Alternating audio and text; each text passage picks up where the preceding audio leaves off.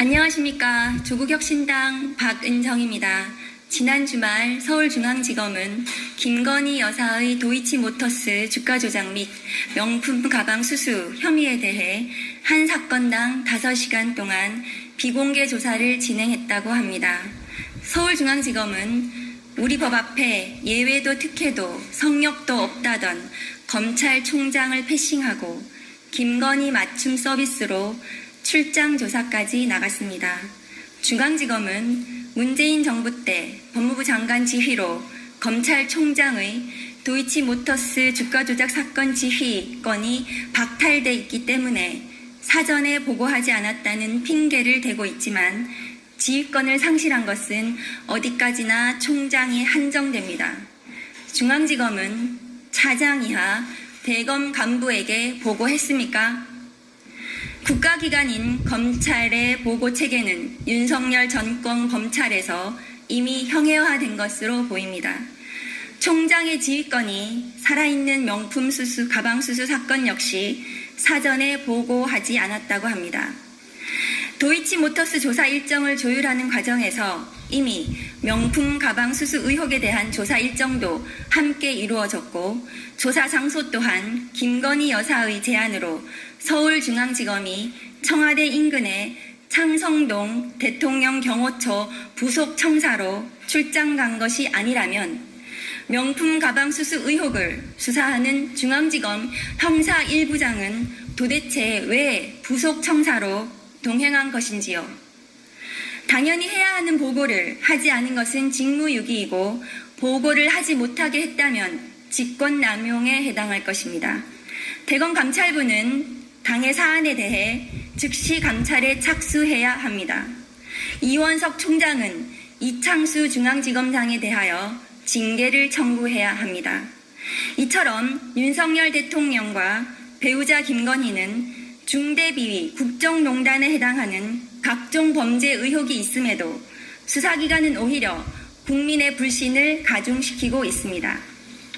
따라서 우리 조국혁신당은 윤석열 김건희 쌍특검법을 발의하여 각종 범죄 의혹을 엄정히 조사하고 그 진상을 신속하게 철저하게 국민 앞에 규명하고자 합니다. 윤석열 김건희 쌍특검법은 검찰총장 당시 한동훈 전 검사장에 대한 채널A 사건 감찰 방해 및 수사 방해 의혹, 판사 사찰 문건 전달 행위 등 직권남용 권리행사 방해 의혹, 윤석열 대통령 부친 소유의 연희동 자택을 김만배의 누나가 김만배로부터 범죄 수익을 교부받아 매입했다는 의혹 등 윤석열 대통령의 중대 비위를 수사 대상으로 명시하였습니다. 아울러 삼부토건 주가 조작 의혹, 명품 가방 수수와 관련한 조사 과정에서 사전 보고 누락 등 검찰 관계자의 직권 남용 및 직무유기 의혹, 국방부 장관 추천, 경찰 고위 간부 인사 개입, 임성근 구명 로비, 해병대 사령관 계급 격상 시도 등 인사에 개입했다는 의혹, 무자격 업체 21g의 관저 증축 의혹 등 배우자 김건희의 중대 비위 및 국정농단 의혹을 더했습니다. 또한 특별검사는 대통령에 대한 공소 제기가 필요할 경우 관할지방검찰청 검사장 또는 고위공직자범죄수사처장에게 3일 이내에 수사기록 및 증거 등을 이관하도록 하고 대통령 퇴직일로부터 3개월 이내에 반드시 공소 제기하고 공소를 유지하도록 규정하였습니다.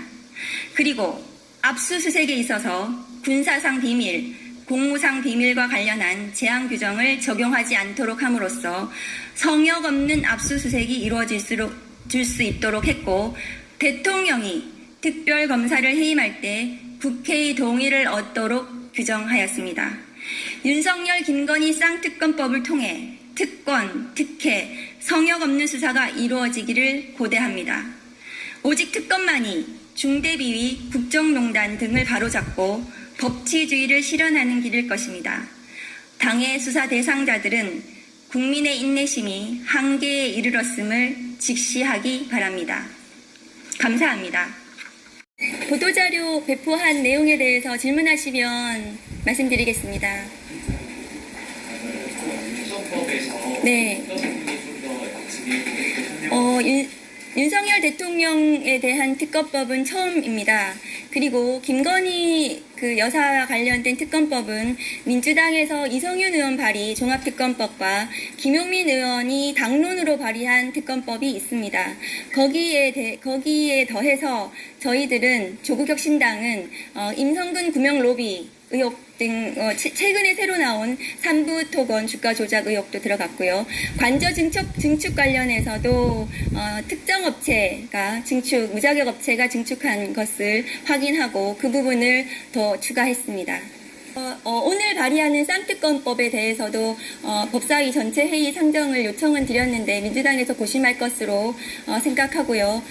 제가 5월 30일 개원 첫날 발의한 한동훈 특검법에 대해서는 내일 법사위에서 전체 회의에서 상정을 할 거라는 언론 보도를 받고 또 저희 지도부에서도 좀 확인을 했습니다. 또 이제 시민단체나 민주당, 우리 당에서 고발한 사안들도 있지만 사실상 이것은 윤석열, 김건희 두 사람의 국정농단에 가까운 수사를 대상으로 하고 있기 때문에 살아있는 권력에 대한 수사이고 그렇다면 독립된 특검의 수사를 담당시키고 대통령이 퇴직하면 3개월 이내에 공소를 제기하도록 특별 규정을 두었기 때문에 특검법을 발의하게 됐습니다. 44조는 대통령은 재직 중 형사소출을 당하지 아니한다라고 규정하고 있기 때문에 특검이 수사를 해서 혐의가 인정되더라도 임기 중에서는 공소를 제기할 수 없습니다. 그래서 수사 기록 혐의가 인정되는 경우에 이 사건을 관할지방검찰청 또는 검사 재직 중의 범죄는 공수처 수사 대상입니다. 그래서 공수처와 관할지방검찰청에 사건 기록을 보내고 혐의 사실을 설시해서 보내고 그 대통령이 퇴직하면 3개월 이내에 공소를 제기하도록 규정을 두었습니다. 저는 제가 윤석열 전 검찰총장 감찰했기 때문에 제가 감찰 당시에 조사한 내용들이 있습니다. 한동훈 전 검사장에 대한 감찰방해, 수사방해, 판사사찰 문건 전달 행위 등은 서울행정법원 1심에서 중대한 비위에 해당하고 직권을 남용해서 권리를 행사했다는 내용으로 판단도 이미 받았습니다. 그 부분은 더 이상 수사도 필요 없을 정도로 증거가 수집되어 있는 상태이기 때문에 그 부분을 저는 중요하게 생각을 하고 있고 나머지 비위들에 대해서도 저는 매우 중대하고 특히 김건희 여사 관련해서는 김건희 여사뿐만이 아니라 임성근 구명로비 의혹이라든가 관저 증축 의혹이라든가 무자격 업체 이런 것들은 모두 대통령과 같이 문제가 되는 왜냐하면 의사결정권자가 대통령이기 때문에 이것은 예전에 박근혜 대통령의 최서원 씨의 민간인에 의한 국정농단 의혹과 비슷하다고 저는 봤고 그런 부분들이 중대 비위라고 저는 생각합니다.